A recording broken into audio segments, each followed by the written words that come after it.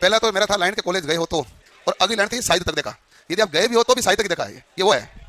नहीं गए तो देखने का सवाल नहीं उठा। नहीं, आपको ढंग की कॉलेज लेनी चाहिए, उसमें होते हैं कई कॉलेजों में सीआरओ रखे जाते हैं। सीआरओ के अंदर ये हमारे पास स्क्रीन होती है, इस स्क्रीन पर वेव फॉर्म डिस्प्ले होती है, और इस वेव फॉर्म का हमें एनालिसिस करना होता है कि वेव फॉर्म जनरेट कैसे होगी, उसका एम्पलीट्यूड क्या है, उसकी फ्रीक्वेंसी क्या है, ये सब कुछ कैलकुलेट करना है। ये कोई दूसरी तरंग आएगी उसके साथ इसकी तुलना करेगी, इसके साथ लिसा जिस पैटर्न बनेगा वो लिसा जिस पैटर्न क्या होगा, या लिसा जो पैटर्न क्या होगा, इसके बारे में हमें देखना होता है। ठीक है, तो ये एक होती है स्क्रीन। स्क्रीन को जब ऑन किया जाता है तो यहाँ एक येलो डॉट आता है बीचों बीच। क्या हुआ, क्या हुआ? जब इसको ऑन किया जाता है बीच में येलो डॉट आता है, यानी येलो स्पॉट आता है, इसका मतलब ये ऑन है। अब अपने पास दो प्रकार से प्लेटें होती हैं, एक होती है एक्स प्लेट, एक होती है वाई प्लेट। एक्स प्लेट होती है जो हॉरिजॉन्टल होती है, वाई प्लेट होती है जो वर्टिकल होती है। उन दोनों के माध्यम से हमारे पास तरंग का निर्माण होता है। जो भी हमारे पास वेव का निर्माण होगा, उस निर्माण हुई वेव से आप इस प्रकार से मान लो तरंग बनी है, तो ये तरंग यहाँ पर डिस्प्ले होगी। जिस प्रकार की भी तरंग उत्पन्न करना चाहो इसकी सहायता से आप तरंग उत्पन्न कर सकते हैं। यानी कि ये वेव जनरेटर के साथ में कनेक्ट होगा, लेकिन इसका खुद का काम डिस्प्ले कराना है। इसमें वेव जनरेट कराने के लिए इसके पीछे एक और डिवाइस लगानी पड़ेगी, जिसे हम कहते हैं सिग्नल जनरेटर। सिग्नल जनरेटर अपना आउटपुट इस सीआरओ को देगा और सीआरओ के अंदर डिस्प्ले होगा।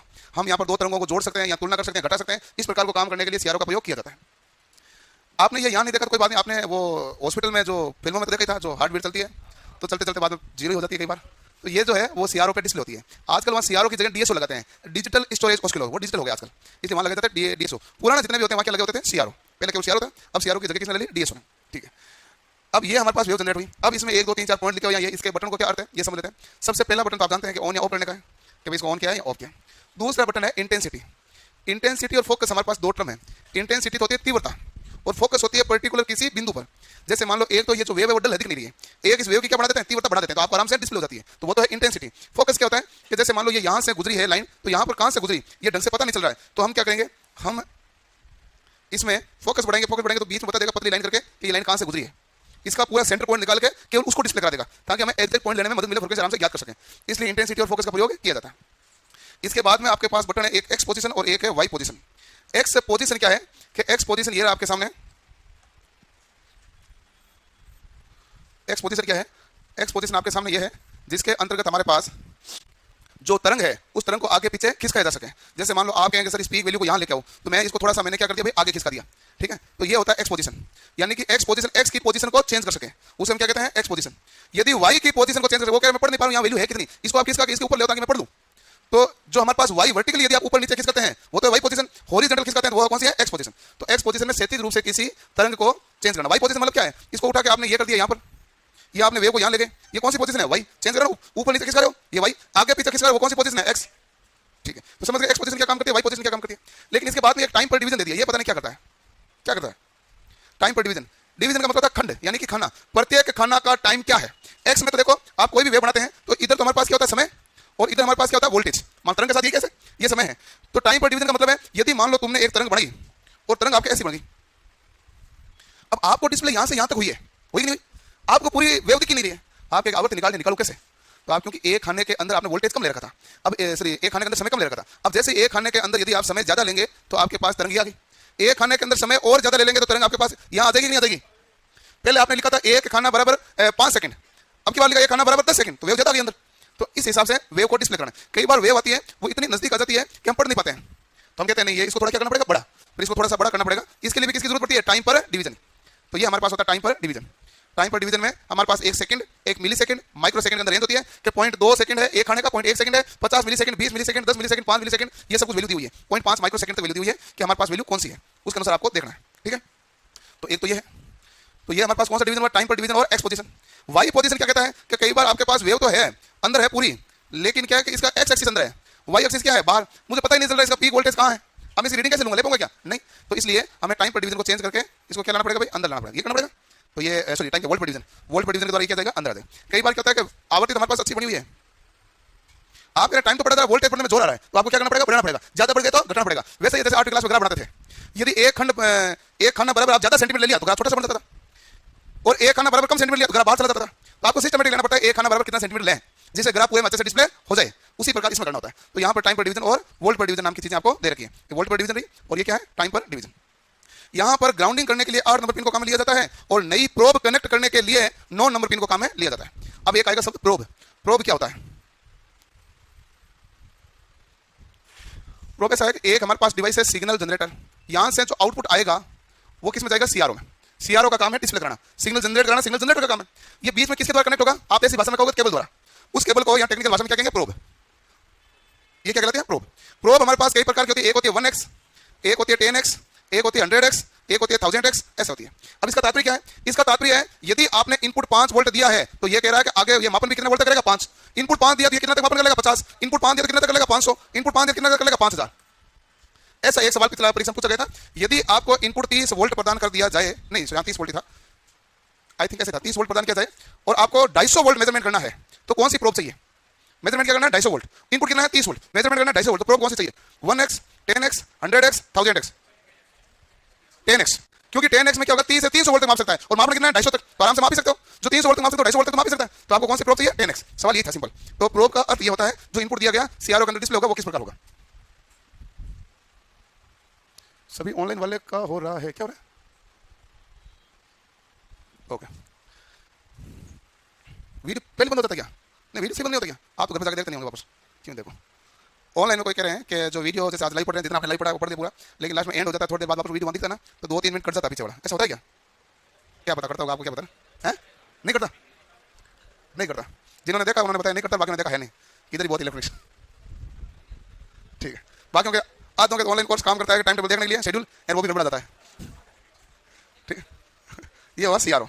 ये सीआरओ का हमने सीआरओ पर कुछ नहीं पढ़ा, पहले ये देखा भाई सीआरओ होता है क्या, क्या क्या फंक्शन है, ये जान लेते हैं तो आगे थोड़ा पढ़ना आसान हो जाता है सीआरओ, और कोई बात नहीं, ठीक है। इसका हमने इंटरनल स्ट्रक्चर नहीं पढ़ा, बाहर वाला चेहरा देखा है। ये है सीआरओ का ब्लॉक डायग्राम। सीआरओ का ब्लॉक डायग्राम है, जो आप स्क्रीन देख रहे थे वो स्क्रीन ये है।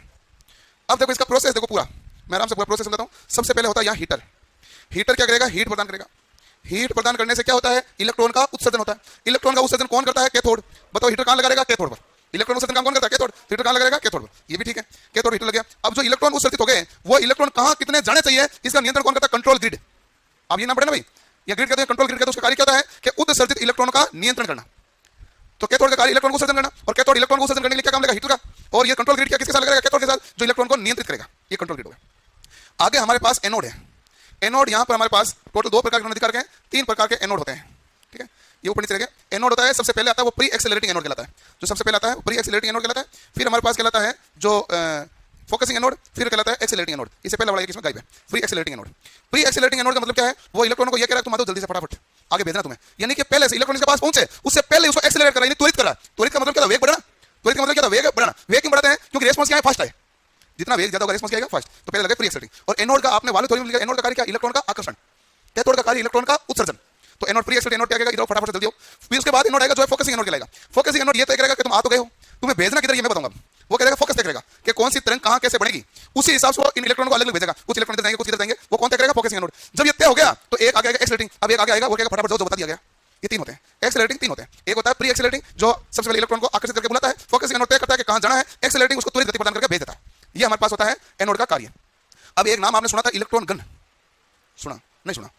इलेक्ट्रॉन गन में कैथोड और एनोड होते हैं। पूछे इलेक्ट्रॉन गन में क्या होता है? कैथोड और एनोड। अब इसके अंदर आपको बताओ कि हीटर होता है कैथोड में ना भाई, कंट्रोल ग्रिड होती है, फोकस एनोड होता है, प्री एक्सेलरेटिंग एनोड होता है, एक्सेलरेटिंग होता है। कुल मिलाकर है क्या? कैथोड और एनोड। ये इलेक्ट्रॉन गन है। इसको इलेक्ट्रॉन गन क्यों किया? कि ये वो है जो इलेक्ट्रॉनों की बम्बार्डमेंट करेगा, यानी कि बहुत अत्यधिक मात्रा में इलेक्ट्रॉन को यहां से बाहर निकालेगा। बहुत अत्यधिक मात्रा में निकलेगा, नहीं निकलेगा यहां से, इसलिए क्या कहते हैं? इलेक्ट्रॉन की गन। इलेक्ट्रॉन गन कहते हैं। इलेक्ट्रॉन गन में कौन होता है? कैथोड और एनोड, ठीक है। जब यहां पर इलेक्ट्रॉन पहुंच जाते हैं तो इलेक्ट्रॉन को 2 रास्ते बताए जाते हैं कि भाई हमें 2 चीजें ध्यान रखनी, एक तो वोल्टेज का ध्यान रखना, एक टाइम का ध्यान रखना। इसलिए हमारे पास 2 प्रकार की प्लेटें हैं, एक एक्स प्लेट, एक वाई प्लेट। यानी एक्स डिफ्लेक्टिंग प्लेट या विक्षेपण प्लेट कहते हैं, और एक वाई डिफ्लेक्टिंग प्लेट। तो हमारे पास प्लेट कितने प्रकार की हैं? 2, ठीक है। तो वाई जो होती है वो वर्टिकल होती है, एक्स होती है वो कौन सी होती है? हॉरिजॉन्टल। जब इलेक्ट्रॉन इनके ऊपर आकर गिर जाता है तो ये उस हिसाब से इलेक्ट्रॉनों को यहां पर भेज देते हैं एक्स और वाई के अनुसार, जिससे हमारे पास स्क्रीन पर डिस्प्ले हो जाता है कि वेव कैसी बनेगी। ये पूरा प्रोसेस होता है। लेकिन इस प्रोसेस में एक और चीज है। आपने कोरोना के समय सुना था कि जो टीवियां हैं बड़ी खोखे वाली, उन टीवी के अंदर जो सीआरटी है वो बहुत महंगी है क्योंकि कोरोना में काम आ रही है। ऐसा सुना होगा, वो टीवियां बहुत महंगी होगी। तो उन टीवियों के अंदर था क्या? सीआरटी, ये ट्यूब थी।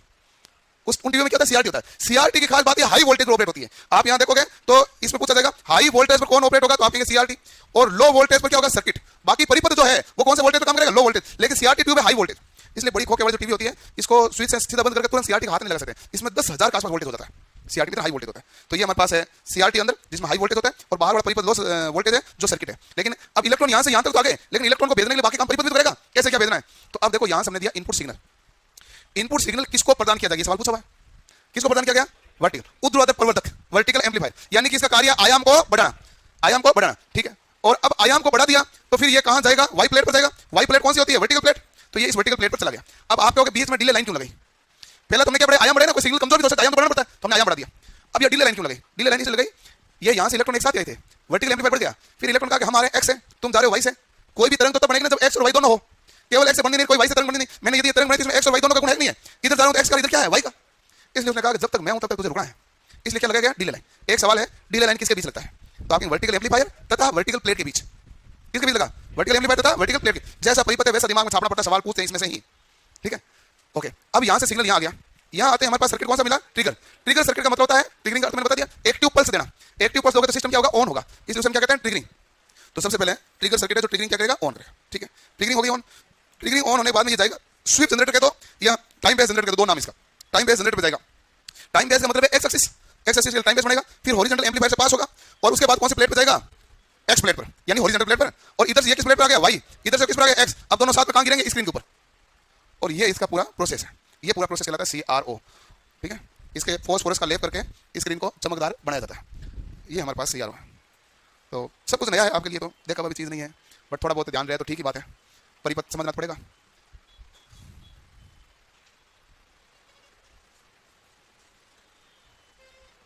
ओके, अगला है CRO क्या होता है? कैथोड रे ऑसिलोस्कोप, कैथोड किरण दोलनदर्शी। एक आता है CRT, क्या होता है? CRT होता है कैथोड रे ट्यूब, और हाँ CRT cathode ray tube, cathode किरण नलिका। इसमें उच्च वोल्टेज सिग्नल होता है। ये CRO का क्या करता है? हृदय, ठीक है। इसके बाद आता है हमारे पास वर्ड है वर्टिकल एम्पलीफायर। मैं यहाँ पर पूरा डिफाइन वही करूंगा जो हमने वर्ड पहले देख रखे हैं, जो मैंने ब्लॉक डायग्राम में और मेन चित्र में दिखाया वही डिफाइन होगा यहाँ पर। वर्टिकल एम्पलीफायर ऊर्ध्वाधर प्रवर्तक, ये इनपुट सिग्नल से संयोजित होता है कि नहीं होता है? इनपुट सिग्नल सबसे पहले किसको दिया जाता है? वर्टिकल एम्पलीफायर को। इसका कार्य क्या होगा? आयाम को बढ़ाना, ये इसका कार्य है।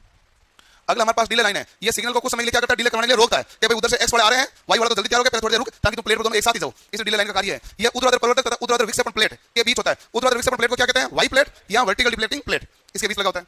आगे हमारे पास आता है वो सिग्नल कहां आता है? ट्रिगर सर्किट में। पल्स द्वारा परिपथ को एक्टिव करना क्या कहलाता है? ट्रिगरिंग, ठीक है। टाइम बेस जनरेटर क्या होता है? सॉटूथ वेव यानी आवर्धन तरंग को उत्पन्न करना है। ये मान को क्या रखता है? नियत, इसलिए टाइम बेस सिग्नल को जनरेट करता है। इसके बाद क्षैतिज प्रवर्तक, जो टाइम बेस जनरेटर और क्षैतिज विक्षेपण प्लेट के बीच में लगा रहता है, जो क्षैतिज प्रवर्तक है। प्रदीप्ति स्क्रीन जो लास्ट स्क्रीन होती है, इसमें एक्स प्लेट तथा वाई प्लेट दोनों से एक साथ इलेक्ट्रॉन स्क्रीन के ऊपर गिरते हैं, ठीक है। इस पर बनने वाला पैटर्न का नाम क्या होता है? लिसाजू। और इस पर स्लेब किसका होता है? फॉस्फोरस का। और ऑन करते हैं तो उसमें एक येलो स्पॉट दिखता है, स्क्रीन पर ऑन करते हैं क्या दिखता है? येलो स्पॉट, ठीक है। इलेक्ट्रॉन गन किसे कहते हैं? इलेक्ट्रॉन गन में दो मोटे भाग होते हैं, एक कैथोड एक एनोड। हीटर के द्वारा इलेक्ट्रॉन को उत्सर्जित करना, ये इलेक्ट्रॉन ग्रिड से एनोड को जाते हैं। और एनोड कितने प्रकार के? तीन, प्री एक्सीलरेटिंग, फोकस और एक्सीलरेटिंग। ये इलेक्ट्रॉन गन किसका भाग था? CRT का ट्यूब में भाग था। इसके द्वारा इलेक्ट्रॉन को उत्सर्जित करके स्क्रीन पर भेजने का कार्य करता है इलेक्ट्रॉन गन, यानी यहां से इलेक्ट्रॉन की बम्बार्डमेंट होती है और बहुत सारे इलेक्ट्रॉन यहां से निकलते हैं। अब लिसाजू पैटर्न क्या होता है इसको समझ लेते हैं, इसमें भी थोड़ा सा सवाल रहता है। लिसाजू पैटर्न कहां पर बनेगा? स्क्रीन पर। किसके द्वारा बनेगा? एक्स तथा वाई प्लेट के द्वारा। और इसमें हमारे पास क्या क्या कार्य करेगा? फेज शिफ्ट मापने का, आवर्ती तथा आवर्तकाल मापने का कार्य करता है। लिसाजू पैटर्न क्या होता है? यदि मान लो एक्स प्लेट और वाई प्लेट दोनों से हमारे पास दोनों बीच में एंगल 0 डिग्री का है, तो एक तिरछी लाइन बनेगी जो फर्स्ट क्वाड्रेंट और थर्ड क्वाड्रेंट के बीच आएगी। मैं बना के दिखा सकता हूं, लेकिन एक मिनट देना पड़ता है, एक मिनट, थोड़ा पता चल जाए कैसे बनती है।